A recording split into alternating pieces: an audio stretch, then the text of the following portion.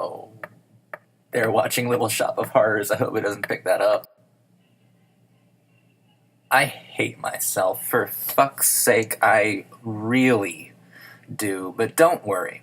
And don't begin to think of me as imprudent or tenderly candid and unsophisticated with my emotions. It was a long journey of self-discovery that led me to this anti-enlightenment. Perhaps self-hate is not self-defeating, but freeing. Maybe true liberty comes not from happy blind acceptance, but from truthful invalidation. The heroic thing to do in an existential crisis is to always be undertaking. It's to always be honest with your actual self. Self-hatred is not synonymous with depression. It's more a grand statement of folly than one of gloom. Self-hate is freedom. Self-hate is self-perfection. La Dolce Vita opens with Christ over Rome and bikini-clad bombshells in salute of His Holiness. La Dolce Vita is a tome, a treatise on self-discovery leading to self-hate and freedom. I'm not going to beat around the bush. La Dolce Vita is easily one of the greatest and most significant films ever made. It's one of the best films of my life, one of the most important architects of my spirit. I worship this fucking movie. It's stylistically significant in Fellini's catalog, being the bridge between his work in neorealism and what would become later to be known only as Fellini-esque, a sort of carnival-like surrealism that Fellini made his own. La Dolce Vita is supremely decorated with lightly surrealist motifs, beautifully conjured ones that show the auteur at his most cultivated, artistically mature, and focused. Some of the most gorgeous scenes in all cinema are assembled here. La Dolce Vita is populated with the most emotionally rich, imaginatively complex, and philosophically dynamic sequences that I've ever witnessed. Far from polemic, La Dolce Vita is maddeningly sophisticated in its sympathies.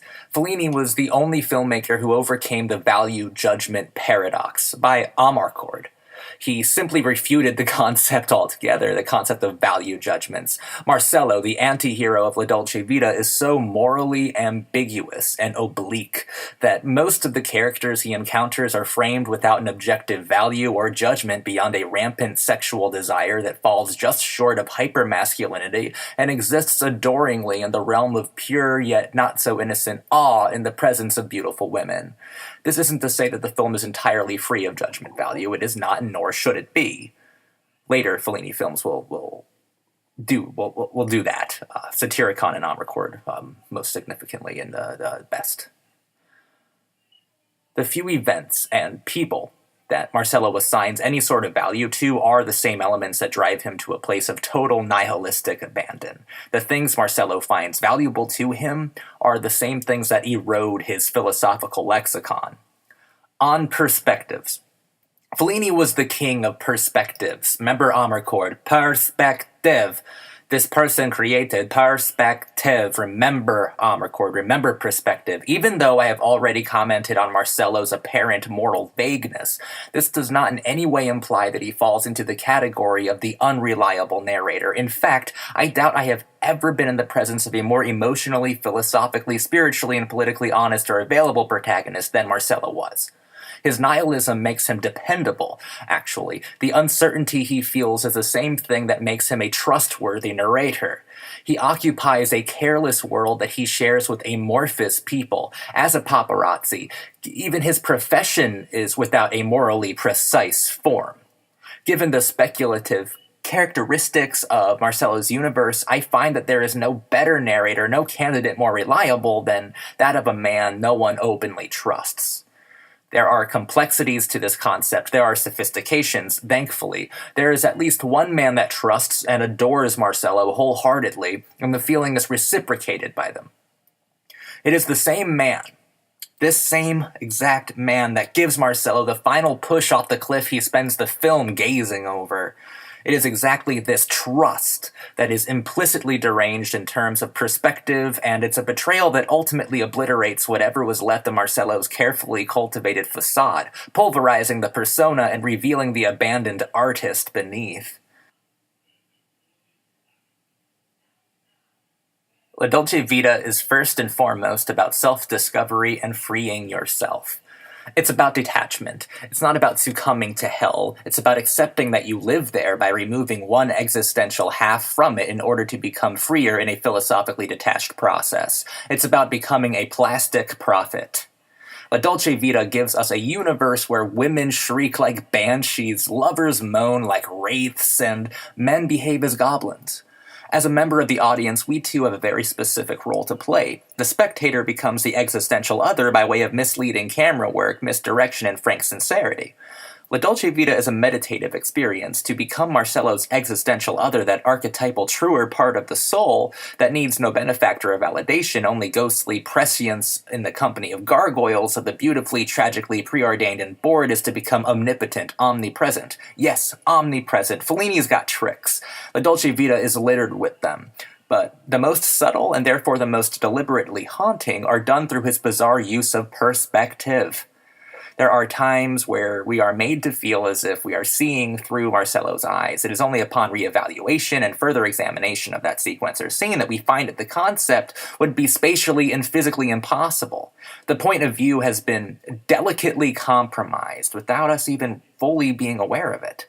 Marcello is simply and clearly not physically present through every segment. He is not physically there and available, but we believe that he is because we become his existential other, his ghost, so to speak, his nihilistic spirit. I doubt that any of the first-person point-of-view sequences are genuine. It's not that we aren't Marcello, it's that it would be physically impossible to be him physically in those moments. They just don't align with the established spatial and logistical definitions of the scene. They simply do not cohere unless we visually articulate an alternative outlook concept. We could be Marcello's spirit, though that would imply that he was a ghost. Maybe in a poetic and purely symbolic fashion, La Dolce Vita is about the living dead in many obvious respects. So a Walking Dead metaphor wouldn't necessarily be so outlandish, especially if we accept that these sequences are entirely metaphorical and experimental. Or it could be an example of breaking the fourth wall. Maybe we are looking around for ourselves. The audience is unknowingly, unintentionally, and physically interacting with the film on a compositional scale. This would make La Dolce Vita very unique indeed. It would mean that it was not a static being, but rather a dynamic becoming. These few moments of compromised perspective are just a few facets in the sparkling crown that makes up the film's perfectly infallible composition. There is no absolute answer to the compromised perspective paradox. It's a riddle that was meant to be eternally pondered and analyzed. Part of its structural brilliance is that it's not an immediately noticeable event. It is subtle. It is a paradox that makes itself available to you only upon revisiting the film. It is this initial invisibility of an outright departure of perspective that is truly worth studying for its compositional seamlessness. Fellini broke the fourth wall again and again, and you probably didn't even notice it. A part of you must have some subconscious part that made the segment so unsettling for reasons you couldn't initially pinpoint and verify. The fact that Fellini had the uncanny ability to provoke the subconscious of his audience is proof of his total genius. There is a very beautiful scene I would like to talk about briefly. It involves the ruins of an abandoned castle. A woman Marcello has given value to has him sit down in a wide and empty room and closets herself in another room. There is an echo chamber that connects the rooms, and they talk to each other with disembodied echoes. She asks him to marry her. He professes his love to her. He is acting honestly. She is behaving authentically. A man walks up to Maddalena. He acknowledges Marcello's voice through the echo chamber with a silent, sly grin and starts to kiss her without Marcello knowing. And the entire time Marcello is bearing his soul through these echoes. Maddalena is making love to another man, a random man, a stranger, a man without any sort of value to anyone, an entirely insignificant person. This is one of the most striking and emotional scenes for me in all of cinema. It is the definition of a gorgeous betrayal. It is excellent, flawlessly photographed by Fellini. Cigarette smoke has never looked so fucking fascinating on film. The method of communication chosen by Maddalena is a powerful metaphor whose meaning is lost on no one. The beautiful metaphor then inspiringly and viciously expanded to include an emotionally tacit betrayal on Marcello's end, avoiding answering her proposal while professing his love to her, and a sexually explicit betrayal on Maddalena's part. Fellini supports neither character's betrayal with greater value than the other. He makes no emotional endorsements. Marcello is physically abandoned here, of course, but it significantly mirrors his complete nihilist abandon later on. His moment of freedom has its seeds in this scene. It is the audience that applies actual value, as it is so often in Fellini's work. If you felt your sympathies were unbalanced in this scenario, it is revealing only of your own human nature and the worth of what you consider is valued. Fellini is not being duplicitous, he is being philosophically available. It's a very, very powerful moment. Everything from the stunning composition to the beautiful physical poetry enraptures me. Scenes like these change people. Art like this moves the mountains of the soul, nihilist or not, or maybe especially because it is so. Let's talk about glamour. Let's talk about the sweet life. Let's talk about moral bankruptcy and spiritual disillusion. Let's talk about the cost. Let's talk about the reward. Who doesn't want a life that's full of beautiful people? Who doesn't want to be a beautiful person? Who doesn't want to be desirable? Who doesn't want to desire another? Who wouldn't want to experience Anita Ekberg? Who wouldn't want to touch Magali Noel? Who wouldn't want to kiss Anouk Aimee? I know I would. What sane man wouldn't forfeit his own soul for that kind of knowledge? Unlike Satyricon, La Dolce Vita is a film that has a clearly defined psychology and a beautifully composed philosophy.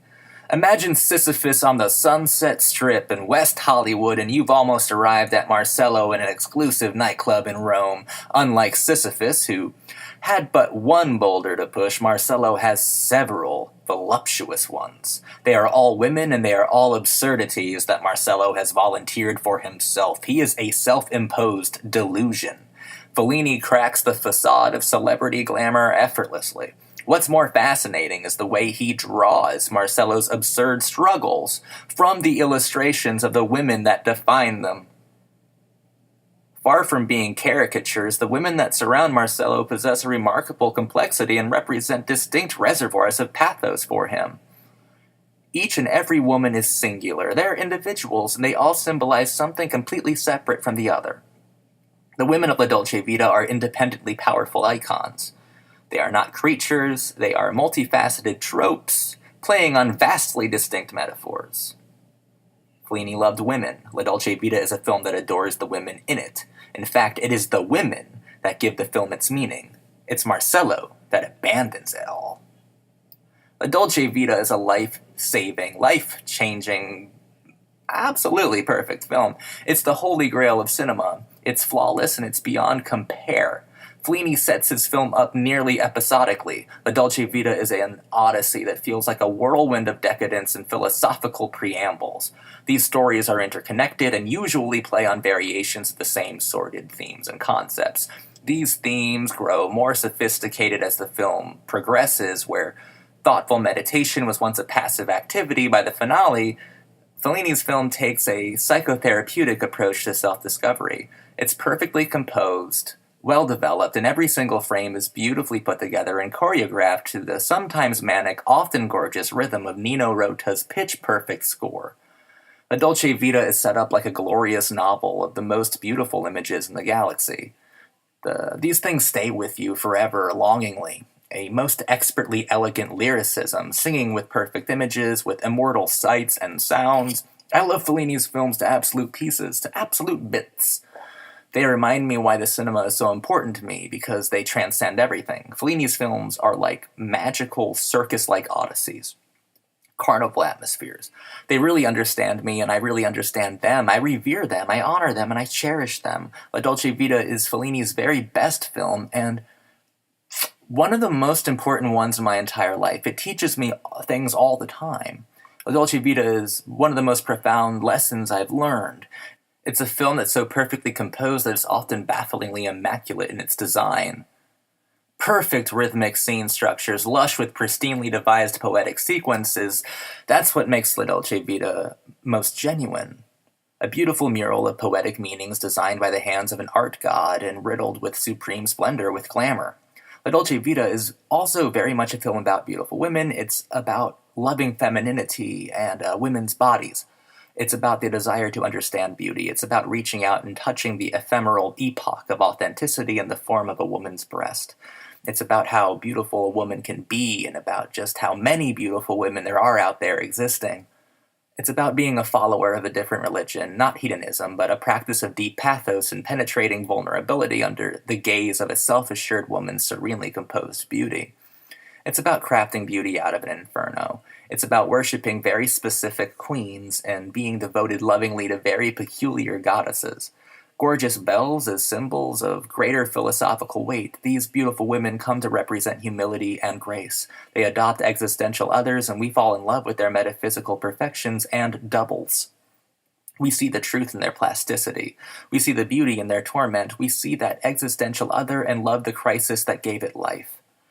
We love every part of her flesh, every part of her troubled or vacant soul. We wear her symbols around our necks ornamentally as keepsakes, crosses, religious artifacts. We kiss them for luck and we dream of them nightly. Infinite beauty is love infinitely. Nothing is coincidental. Woman is physical poetry and man are but verses in her unconquerable sonnet. La Dolce Vita is about a city, an unstoppable metropolis that beats with a fiery, manic heart, a booming Rome with a vapid inhabitants, ones that are inconsolable and perpetually bored.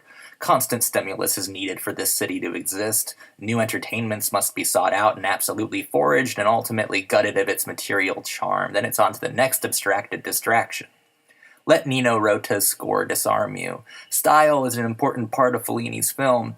La Dolce Vita is a scathing critique of celebrity-obsessed culture, and it's curiously premonitory in its conclusions. It's like a premonition. It's still becoming. The final scene is one of the most significant in all of cinema history. It is the ultimate nihilist abandon.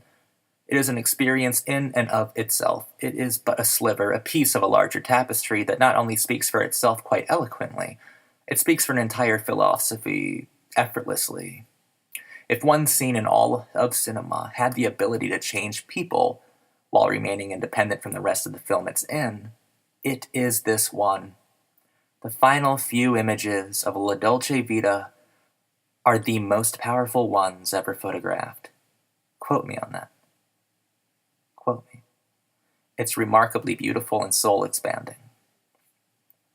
Just look at it. My La Dolce Vita. This one's mine. I claim it. Back off. No one can touch it but me. This film works on me like a session of deep psychotherapy. It's like art house rehabilitation for my confused and often tormented soul. I think it's more than just magical or merely perfect. Merely perfect. Yeah, it's better than merely perfect. I love how hyperbolic I can be, but I'm pretty serious this time. I think it's omnipresent. I think it's the most significant and affecting work of art ever made. I think La Dolce Vita is one of the reasons film exists in the first place, in order to tell these kinds of stories, these kinds of themes, and express these concepts. The medium came out just so Fellini could make it. That's why it came about. La Dolce Vita is a Zeus of my life. I can still hear it striking me down.